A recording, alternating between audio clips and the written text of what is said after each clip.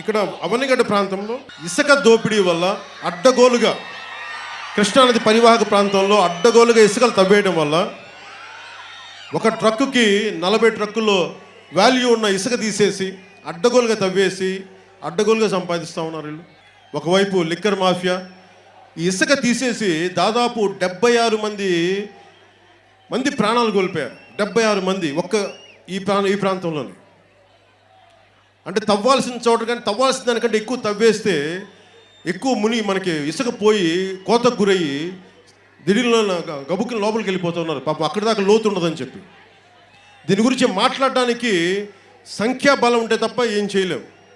So ప్రతిసారి నేను road మీదకి వచ్చి మాట్లాడటం తప్ప నిజంగా అసెంబ్లీలో కనుక ఉండుంటే పరిస్థితి చాలా వేరుగా ఉండేది.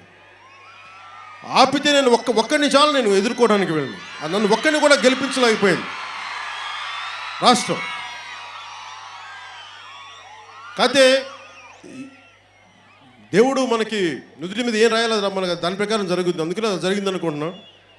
ఈసారి నేను మిమ్మల్ని అందరినీ వేడుకుంటుంది ప్రత్యేకించి ఆంధ్రప్రదేశ్ భవిష్యత్తు కోసం, మీ భవిష్యత్తు కోసం, మీ బిడ్డల భవిష్యత్తు కోసం సరైన వ్యక్తులకి మీరు నిలబడకపోతే మటుకు ఈసారి తప్పు జరిగితే మటుకు ఇంక మీరు తరం కోలుకోలేదు. కనీసం ఒక 20 సంవత్సరాలు పడుతుంది. నేనైతే పారిపోను, ఎక్కడికి వెళ్ళను, ఇక్కడే ఉంటాను. నేను పారిపోను, ఇక్కడే ఉంటాను. మీ కూతవేటి దూరం కరెక్ట్గా మంగళగిరి. మీరు కరెక్ట్గా 1.5 గంట 60-70 కిలోమీటర్లు వస్తే నేను మంగళగిరిలో ఉంటాను 1.5 గంటలో. నేను ఎక్కడికి వెళ్ళను. ఆంధ్రప్రదేశ్లో నివాస స్థానం ఉన్నది.